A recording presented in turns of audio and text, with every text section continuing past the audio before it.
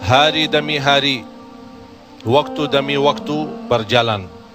Umur kita terbatas dan semua terhitung hisabnya di sisi Allah Subhanahu wa taala. Umur kita sejak kita dilahirkan sampai akan meninggal dunia sudah semua ditentukan oleh Allah Subhanahu wa taala. Di antaranya rezeki. Malah rezeki itu salah satu rahasia Allah Subhanahu wa taala, dan Allah Subhanahu wa taala sendiri yang mengaturkan rezeki manusia. Bukan hanya rezeki manusia, bahkan seluruh makhluk Allah di muka bumi. Wa ma min dabbatin fil ardi illa 'ala Allahi rizquha. Setiap makhluk yang berjalan di muka bumi, Allah Subhanahu wa taala yang mengaturkan rezekinya. Walaupun rezeki kita sudah ditentukan oleh Allah, tapi sebagaimana kata Amirul Mukminin Umar bin Al-Khattab radhiyallahu anhu, inna as-samaa'a la tumtiru dhahaba. Ketahuilah langit itu tidak akan menurunkan hujan emas. Walaupun rezeki kita sudah ditentukan dan ditakdirkan oleh Allah Subhanahu wa taala, tetap kita punya kewajiban untuk berusaha. Allah Subhanahu wa taala menerangkan banyak di dalam Al-Quran, فَإِذَا قُضِيَتِ الصَّلَاةِ فَانْتَشِرُوا. Bergeraklah, berjalanlah, berikhtiarlah, berusahalah. فَانْتَشِرُوا فِي الْأَرْضِ وَابْتَغُوا مِنْ فَضْلِ اللَّهِ. Carilah karunia Allah, anugerah Allah, rizki Allah. Orang mukmin yang percaya kepada Allah dan senantiasa dia berikhtiar dan berusaha, tetap memiliki keyakinan, menggantungkan hatinya kepada Allah Subhanahu wa taala. Itu yang namanya tawakkal qalbu. Bukan hanya tawakkal usaha, bukan hanya kita percaya kepada kemampuan diri kita atau kita percaya kepada kecerdasan kita, tapi tetap kita senantiasa memohon pertolongan Allah Subhanahu wa taala. Dan segala amalan itu tergantung niat. Innamal a'malu binniyat wa innama likulli imri'in ma nawa. Kita punya amal, tapi sebelum kita beramal, sebelum kita berusaha, sebelum kita berikhtiar, tolong Bapak Ibu jangan lupa nawaitu. Saat kita mencari nafkah dan rezeki, nawaitu dia untuk apa? Jadikan rezeki itu adalah jembatan yang membawa kita mendapatkan ridha Allah, jembatan membawa kita masuk surga Allah. Itulah nawaitu. Hal-hal kecil dengan nawaitu bisa menjadi besar di sisi Allah Subhanahu wa taala. Ada orang nawaitu dia mencari nafkah dan rezeki, begitu dia mendapatkan rezekinya, dia nawaitu untuk memenuhi hak-haknya, kewajibannya terhadap istrinya, kewajiban terhadap anaknya. Sampai Rasul bersabda, sampai seorang suami suapin istrinya diberikan pahala sedekah.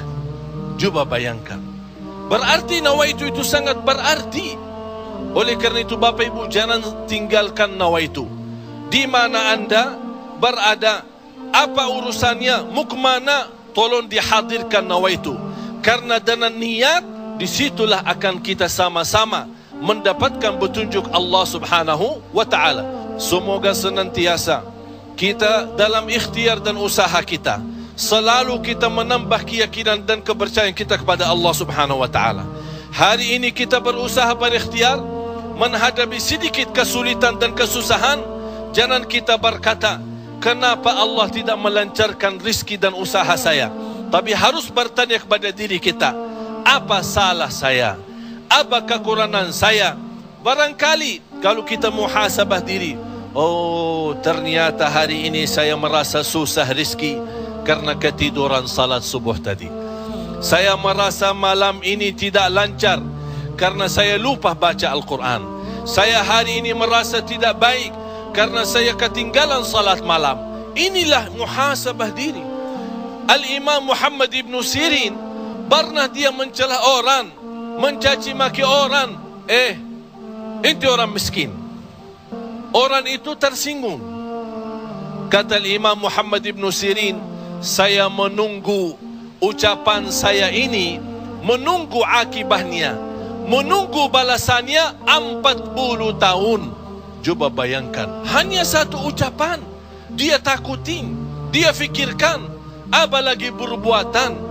Bapak Ibu, berapa banyak perbuatan kita salah, berapa banyak kita melanggar aturan Allah, berapa kali kita menjauhkan diri dari perintah Allah, padahal kita semua hafal. Wa may yattaqillaha yaj'al lahu makhraja. Barang siapa yang takwa kepada Allah, akan Allah jaminkan diberikan jalan keluar dari segala kesusahan, dari segala kesempitan. Berarti kalau kita berdoa, kita berikhtiar, kita berusaha, tapi masih kita menghadapi kesusahan dan kesulitan, pasti ada sesuatu yang tertinggal. Salah satu amalan di samping ikhtiar dan usaha kita adalah zikrullah, terutama istighfar. Karena termasuk istighfar adalah salah satu kunci mendatangkan rezeki. Sebaik istighfar itu sepanjang waktu, pagi, siang, sore, malam. Naik motor, jalan kaki, naik bis, mau kemana-mana, tidak keberatan kita membasahi lidah dengan istighfar. Malah ada seorang sahabat Rasulullah sallallahu alaihi wasallam, "Ya Rasulullah, berikan kepada aku amalan yang menjaminkan aku masuk surga." Rasul menjawab, "La yazalu lisanuka ratban min dzikrillah." Basahi lidahmu dengan zikir kepada Allah. Kunci rizki Bapak Ibu adalah zikrullah. Kunci rizki zikrullah, di antaranya istighfar. Allah subhanahu wa ta'ala menjaminkan dalam Al-Quran di surat Nuh, "Faqultu astaghfiru rabbakum innahu kana ghaffara." Apa manfaatnya istighfar? Yursilis samaa alaikum midrara wa yumdidukum bi amwalin wa banin wa yaj'al lakum jannatin wa yaj'al lakum anhara. Dengan istighfar terjamin keturunan. Dengan istighfar kemudahan rezeki. Dengan istighfar kelancaran usaha. Dengan istighfar kesembuhan dari penyakit. Dengan istighfar banyak kemudahan dan kemuliaan yang kita dapat. Kalau memang ingin ditambah rezeki kita, kalau belum sempat haji, kita ingin berhaji.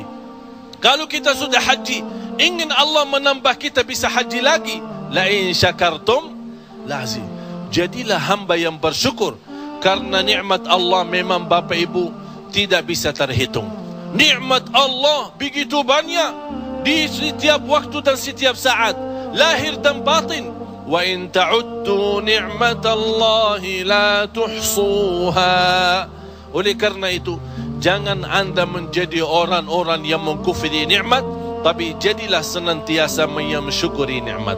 InsyaAllah dengan syukuri nikmat dan sabar menghadapi ujian dan cobaan, kita bisa menjadi hamba yang diridai Allah. Kalau Allah sudah ridha kepada kita, InsyaAllah segala amal ibadah kita akan diterima, dan segala usaha dan ikhtiar kita akan dipermudahkan oleh Allah subhanahu wa ta'ala. Bapak Ibu, yang terakhir, tidak boleh kita lupa doa. Rasul kita sallallahu alaihi wasallam selalu berdoa kepada Allah subhanahu wa ta'ala. Padahal dia Rasul, terjamin pertolongan Allah. Senjata orang mukmin adalah doa, dan pintu langit bisa dibuka dengan doa, dan doa itu kapan saja dan bisa sampai kepada Allah tanpa waktu dan tanpa batas. Selama kita masih berdoa kepada Allah, selama masih kita memohon kepada Allah, Allah akan senantiasa mendengar doa kita.